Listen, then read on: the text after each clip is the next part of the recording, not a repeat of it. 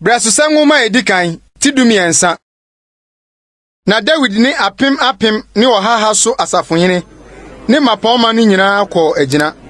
Na David ka kire Israel badwane nyina se eye wo mo ani so na efiri Awurade ye Nyankopɔn nkyene a momma yemumu nsoma ma wonko ye nuanom a waka Israel nsase nyina so ne asofo ne lewifo a woka won ho wontena bia nkromu no nkyɛn na wɔmmoaboa wɔano mmra ye nkyɛn na yɛmfa ye Nyankopɔn adaka no ntwa mmra ye nkyɛn na sɛ obrɛ so no ye misa akire kwan ɛna badwane nyina ka sɛ ɔnyɛ sa efiri sɛ na asɛm no tene ɔman no nyina ani so.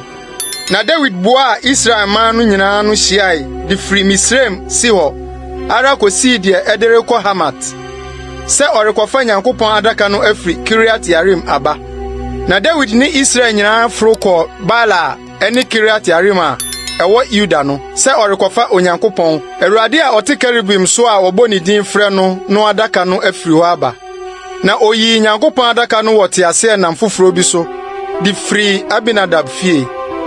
Na Uzzah ni Ahio pia ate ase anam no. Na David ni Israel nyina groi Nyankopɔn anim. Wɔde ahoɔden nyina ne nnwom ne asankuo ne menta ne mpinti ne ndawuro ne totrobentu. Na woduru Kidon ayuporebea no Uzzah tene ne nsa kɔsɔ adaka no mu efiri sɛ ɛnantue no hinhimi. Na Awurade bu fu Uzzah na okum no sɛ ɔtene ne nsa ka adaka no nti na owu Nyankopɔn anim hɔ.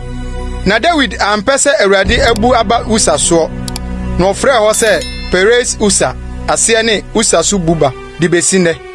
Na David suro Nyankopɔn da no na wɔka sɛ mede Nyankopɔn adaka no bɛba me nkyɛn sɛn.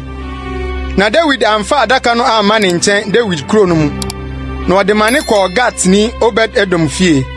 Na Nyankopɔn adaka no ne Obed-Edom fie tena ne fie abosome 3. Na Awurade hyira Obed-Edom fie ne deɛ ɔwɔ nyinaa.